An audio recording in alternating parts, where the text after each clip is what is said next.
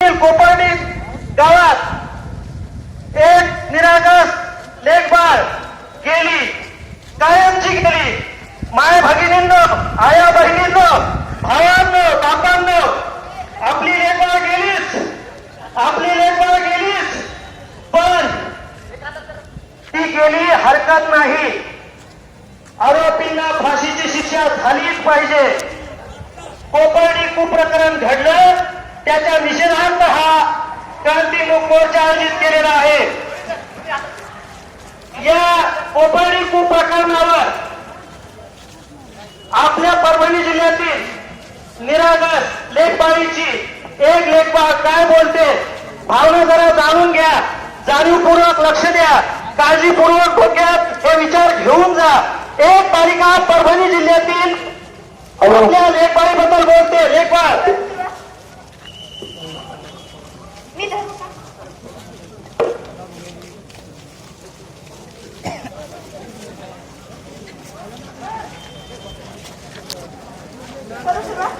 सगळेजण शांत व्हा, शांत राहा, प्लीज शांत राहा, शांत राहा, सगळेजण शांत राहा,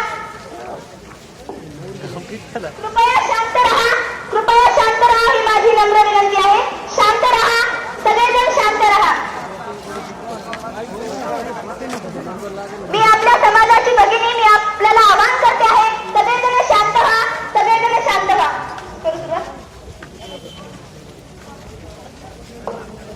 लोक हो, तुमच्या न्यायालयात मी फिर्याद करते आहे. लोक हो, तुमच्या न्यायालयात मी फिर्याद करते आहे. दाद मागते आहे, प्रतिसाद मागते आहे, न्यायासाठी समोर सत्य आहे. कोपर्डीच्या घटनेतील दुर्दैवाची बाई मी श्रद्धा बोलते आहे, मी श्रद्धा बोलते आहे. माणुसकीला कायमा फासणाऱ्या त्या घटनेनं अवघ्या महाराष्ट्राची माती शहारली, माणुसकीला कायमा फासणाऱ्या त्या घटनेनं अवघ्या महाराष्ट्राची माती शहारली. तरीही आमची गाड्यातली मने मनगटे आणि मस्तके तशीच तटस्थ राहिली. मला सांगा, माझ्या मातीच्या सुपुत्रांना मी असा कोणता गुन्हा केला होता की ज्याची सजा मला माझं आयुष्य संपवून मिळते आहे. मला मोठं व्हायचं होतं, मला मोठं व्हायचं होतं, सुनीता विल्यम्स, कल्पना चावला बनायचं होतं, महाराष्ट्राच्या कुलस्वामिनी आई जिजाऊसारखं महाराष्ट्राच्या संस्कृतीचं रक्षण करायचं होतं, किरण बेदीसारखं शूर व्हायचं होतं. किती स्वप्ने मी पाहिली जी मला पूर्ण करायची होती, पण त्या नराधमांनी माझा बळी घेतला. मला सांगा, माझं काय चुकलं आणि मला न्याय द्या, मला न्याय हवाय. मुख्यमंत्री महोदय, मला न्याय द्या, मला न्याय हवाय. ज्या छत्रपती शिवरायाने गांधीच्या पाटलाचे दूरकर्मी हात छाटून त्या दुर्दैवी मुलीला न्याय मिळवून दिला, त्या महाराजांच्या पावनभूमीत मला न्याय हवाय. मला न्याय द्या, मला न्याय हवाय. लोक हो, मला न्याय द्या, मला न्याय द्या. मित्र हो, पुरुषांच्या बसलेल्या वाचलेल्या बळी पडत हा अत्याचार सहन करत किती दिवस आम्ही स्वतःच्या बळी देणार आहोत? सांगा ना, किती दिवस? निर्भया पाठोपाठ अभागी श्रद्धा ही बळी गेली, निर्भया पाठोपाठ अभागी श्रद्धा ही बळी गेली. पण तरीही आम्ही बरोबर निवडून घेणारे गप्प का आहोत? सांगा ना, का आहोत आम्ही गप्प? क्रांतीज्योती सावित्रीबाईंनी दाखविलेल्या मार्गाने मी जात होते.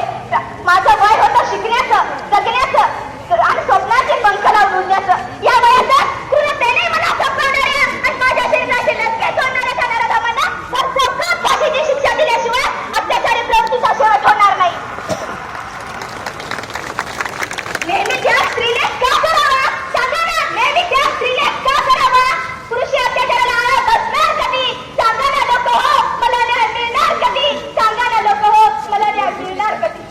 कधी माझी भ्रूण हत्या केली जाते, कधी माझी भ्रूण हत्या केली जाते, तर कधी कोपर्डी सारख्या घटनेनं अंगावर शहारे आणणारी कहाणी घडवली जाते. या दुर्दैवी घटनेचा अंत होणार कधी?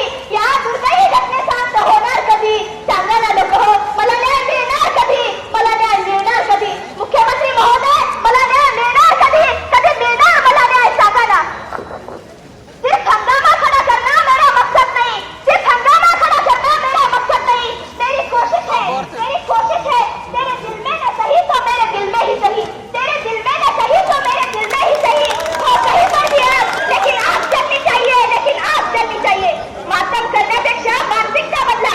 लोक हो, माझ्यासारख्या अनेक शब्दांना बळी जाण्यापासून वाचवा आणि मला न्याय द्या, मला न्याय हवाय. मुख्यमंत्री महोदय, मला न्याय हवाय. न्याय व्यवस्था मी न्याय मागते आहे, मला न्याय हवाय, मला न्याय द्या. मुख्यमंत्री महोदय, धन्यवाद. आपल्या लेखबाईने दाखवलेल्या धाडसना टाळ्यांच्या गजरामध्ये प्रतिसाद द्या.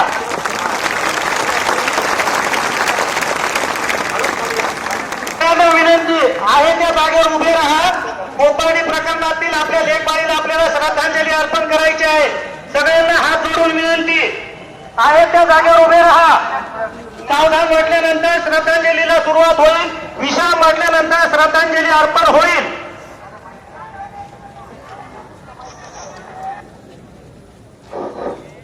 निवेदन नंतर आहे.